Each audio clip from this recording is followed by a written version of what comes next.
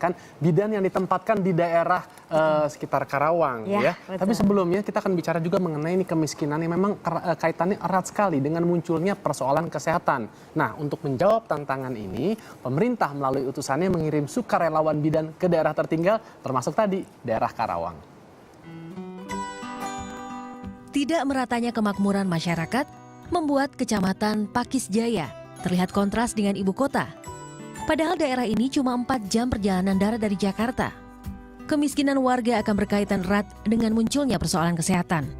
Demi menjawab tantangan ini, Kantor Utusan Khusus Presiden Republik Indonesia untuk Millennium Development Goals menggagas gerakan Pencerah Nusantara.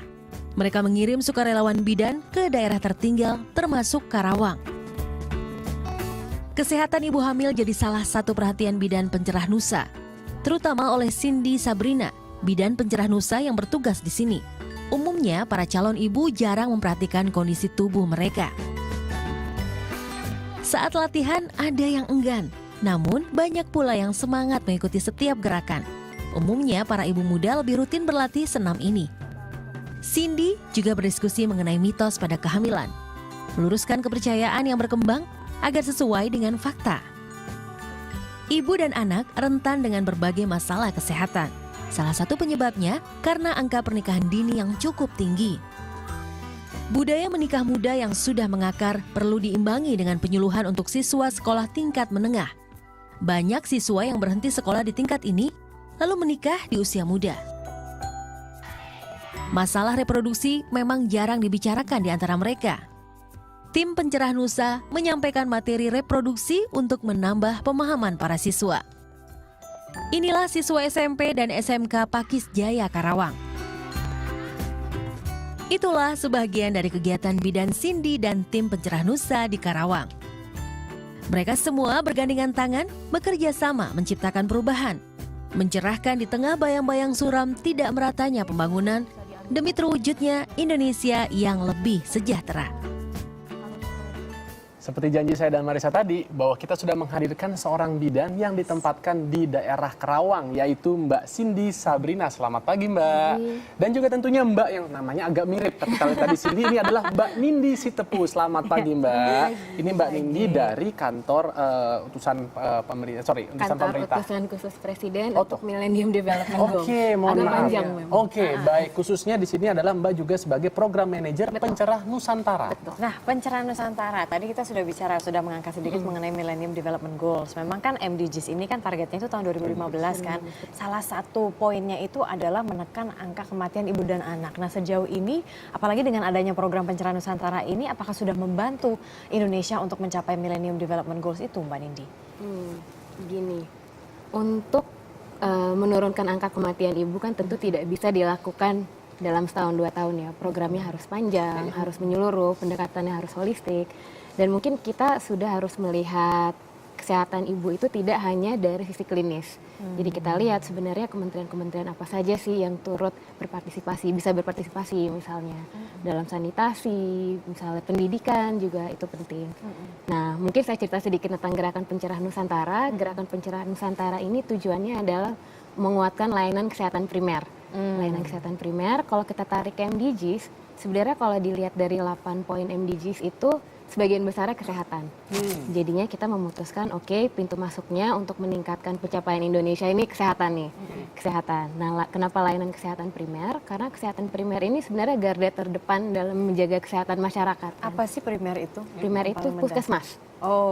Karena bersentuhan langsung dengan masyarakat. Nah, jadinya kita membuat call to action untuk anak-anak muda, dokter, bidan, perawat, pemerhati kesehatan, masih muda-muda, untuk mengabdi selama setahun di daerah-daerah terpencil di Indonesia. Dan sebelumnya mereka itu diperkuat dengan training yang pendekatannya itu interprofesi. Jadi dari awal itu mereka dalam tim sudah berlatih untuk bekerja sama, kemudian kita deploy selama setahun untuk menguatkan layanan kesehatan primer. Satu tim itu bidan saja? Satu tim itu ada dokter, ada perawat, ada bidan, ada pemerhati kesehatan, itu dari berbagai latar belakang pendidikan. Jadinya ada yang psikolog, bahkan ada yang bahasa. Karena jadi kita sepaket gitu ya, Mbak? Sepaket, karena menurut kita kesehatan tuh nggak boleh hanya klinis lagi. Sudah berapa banyak sih yang tergabung nih menjadi apa dikatakan Pencerah relawan lah Nusantara. boleh katakan gitu ya, Pencerah Nusantara? Kita sudah ada 2 angkatan. Angkatan pertama itu ada 32, angkatan kedua itu 34. Kita sekarang lagi tahap mau rekrutmen angkatan ketiga. Oke. Persyaratannya apa kalau mau ikut? Ya pasti harus punya degree medis lah ya. Kalau mau jadi dokter umumnya memang harus sudah lulus.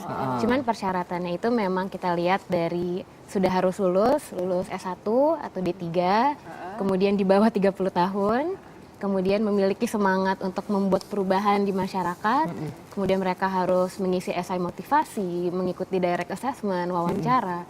Jadi kita coba agar sekomprehensif mungkin seleksinya. Karena tadi Maris sudah bilang bahwa ini bertepatan dengan Hari Bidan di Indonesia, kita pengen tahu dong mengenai profesi dari bidan sendiri sebelum nanti akhirnya Mbak Cindy juga bisa menceritakan pengalaman-pengalaman selama di Kerawang itu ya Mbak. Jadi kalau bicara bidan, saya ini maaf kalau mungkin keterbatasan saya dalam hal pengetahuan. Biasanya bidan itu hanya saya ketahui apabila untuk membantu orang untuk melahirkan saja. Apakah memang hanya demikian atau adakah mungkin peran-peran bidan yang lain? Oh iya, bidan sendiri itu sebenarnya nggak hanya menolong persalinan aja, kita mencakup memang kesehatan ibu dan anak.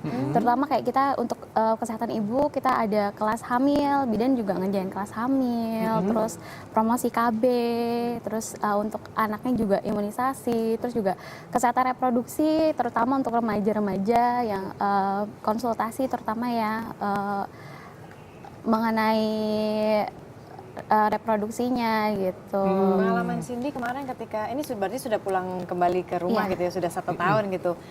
Apa sih yang membuat Cindy itu mau ikut dalam program Pencerahan Nusantara? Kan nggak semua orang punya jiwa yang begitu. Ya udahlah, kita belusukan kemana setahun nggak ketemu nggak ketemu teknologi, nggak ketemu kenyamanan istilahnya gitu.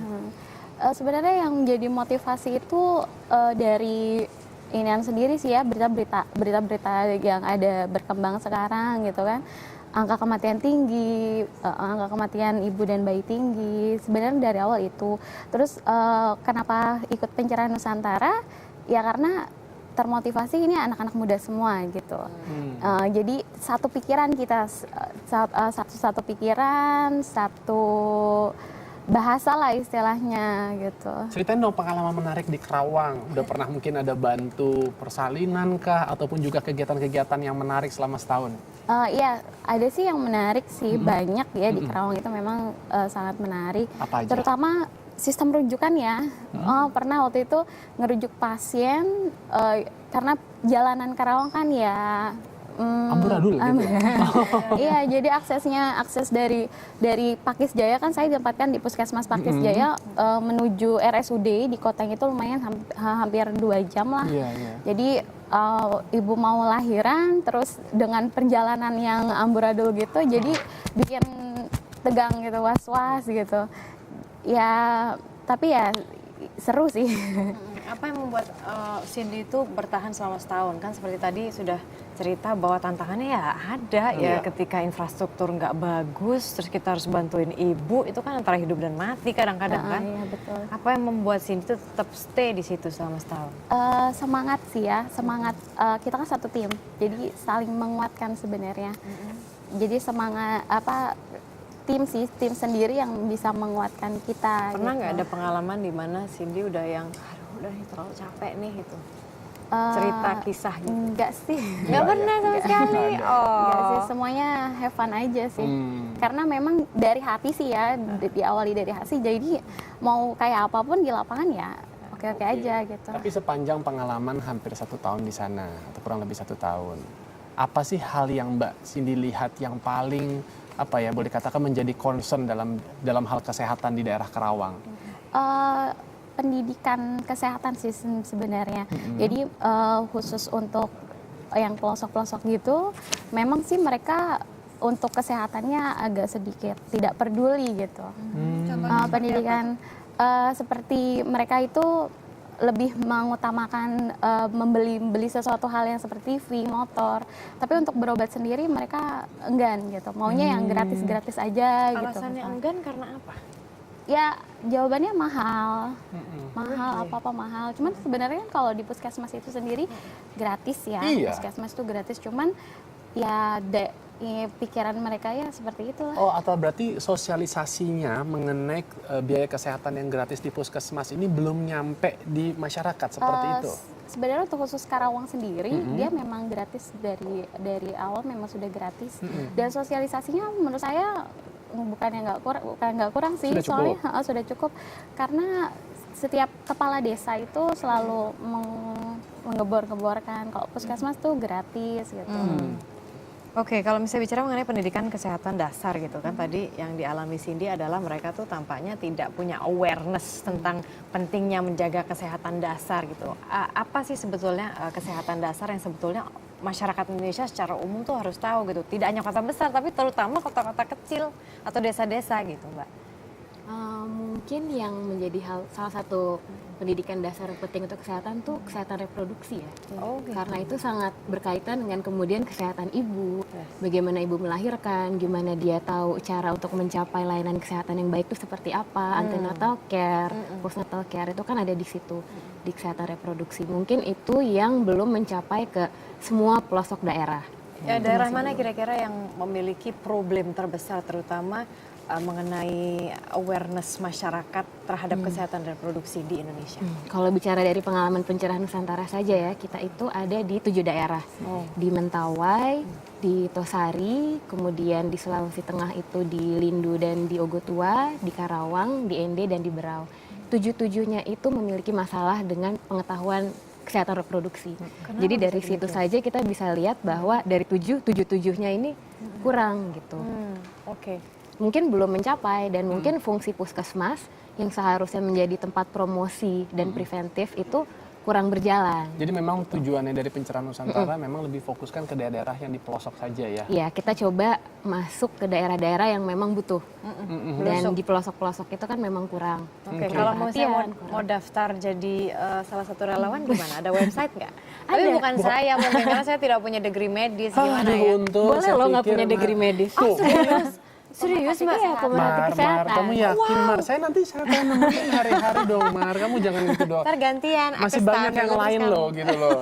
Kasih kesempatan yang mereka. Ya udah, Mar. ya. Bagi Anda mungkin yang mau ikut bergabung dalam gerakan pencerahan Nusantara Kita gimana punya daftar? website ke pencerahnusantara.org. Oke, pencerahnusantara.org. Jadi semua cara daftar, persyaratan Iya. semua ada di situ ya. Karena kita berusaha approach anak muda, Twitter kita pun aktif. Oh. Pencerah Nusa. Pencerahan Nusa untuk Pencerahan Twitternya. Nusa, Oh, Twitternya. silakan tuh bisa berhubungan untuk mencari informasi yang Iya, lebih detail silakan. lagi.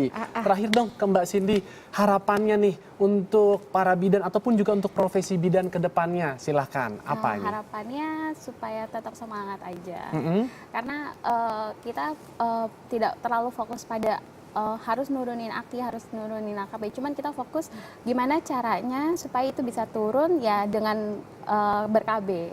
Yes. Dengan ber-KB. Iya. Jadi 2 anak cukup, 3 anak berlebihan. 2 anak lebih baik. 2 anak Anak lebih lebih baik. baik tuh, udah Oke. beda sekarang slogannya. Oke, terima kasih loh atas kehadirannya juga ya Mbak Cindy, Mbak Nindi gitu juga. Tadi itu pesan-pesannya nih buat kita, apalagi pasangan muda nih, pengennya kan kadang-kadang punya anak sebanyak-banyaknya. Udah nggak zamannya banyak anak, katanya banyak rezeki Aduh, gitu nanti ya kan. bumi kita malah makin keberatan nih. Kita makin terlalu banyak mengeksploitasi gara-gara Betul. overpopulation. Not good. Not good. Tapi yang terpenting dari itu semua tentunya harus menjaga kesehatan, Yes. ya kan? Jadi kalau ada yang memberikan penyuluhan, jangan ditutup pintunya, tapi dengerin. Karena tentunya banyak sekali manfaat untuk kehidupan kita. Yes, for sure. Oke, dan kita